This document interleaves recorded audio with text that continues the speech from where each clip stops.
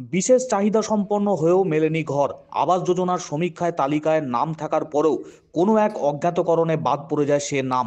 বছরের পর বছর কেটে গেলেও হতদরিদ্র বিশেষ চাহিদা সম্পন্ন পরিবার পেল না ঘর। গোটা ঘটনাকে ঘিরে চাঞ্চল্য। সমীক্ষায় কারচুপির অভিযোগ। আবাস যোজনায় নাম থাকার পরেও ঘর পায়নি হতদরিদ্র দুইটি পরিবার। ঘটনা পূর্ব বর্ধমানের কালনা থানার নান্দাই গ্রাম পঞ্চায়েতের অন্তর্গত নূতন গ্রামে। নান্দাই পঞ্চায়েতের নূতন গ্রামের বাসিন্দা মকবুল শেখ তার দুই সন্তান এবং স্ত্রীকে নিয়ে অতি কষ্টে দিন কাটাচ্ছেন তিনি। পেশায় একজন ভাগ চাষি। 2016 সালে তৎকালীন কালনা থানার ওসির গাড়িতে নিমতলা বাজারে তার মেয়ে মহসিনা খাতুনের দুর্ঘটনা ঘটে। তারপর থেকেই তার মেয়ে শারীরিকভাবে বিশেষ চাহিদা সম্পন্ন।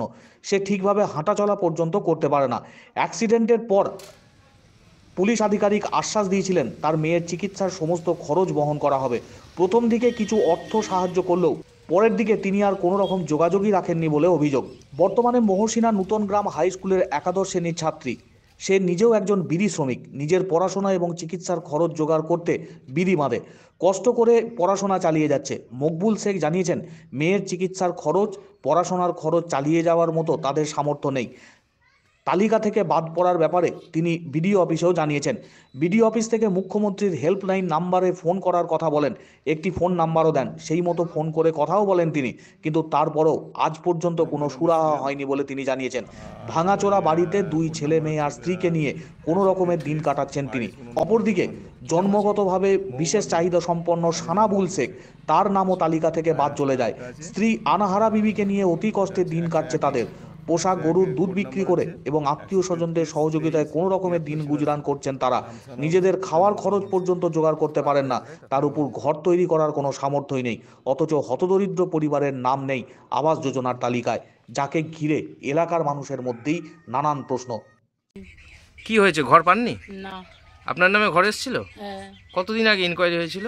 সে 2022 সালে। তারপর আর কেউ আসেনি, তাই তারপর তো? আর কেউ আসেনি। কিভাবে রয়েছেন এখন? এই তো এখন শীতের মধ্যে আছে, বর্ষার সময় পা দেওয়া যায় না, তিরপল বিছিয়ে সব পা দিতে হয়।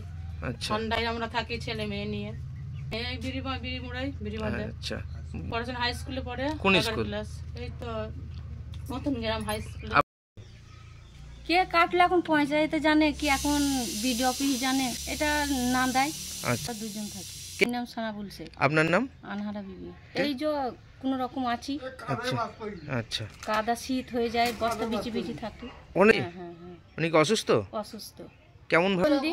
আচ্ছা প্রতিবন্ধী, হাত পা মানে এই হাতে খেতে পারে না, বাঁ হাতে খায়। হ্যাঁ জানিয়েছি। আচ্ছা, তাদের বিডিও অফিস। ভিডিও কিছু এসেছিল, ইনকোয়ারি করেছে? ইনকোয়ারি ভিডিও করেনি। আচ্ছা, কি হয়েছে? মায়ের পেট থেকে